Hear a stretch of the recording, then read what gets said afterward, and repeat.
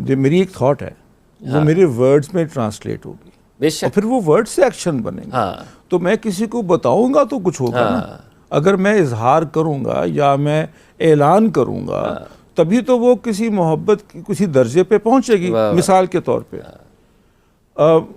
घरों में जिस तरह खाना दावत होती है ना, तो पूछते हैं मेहमान कि ये किसने बनाया है, किसने बनाया है।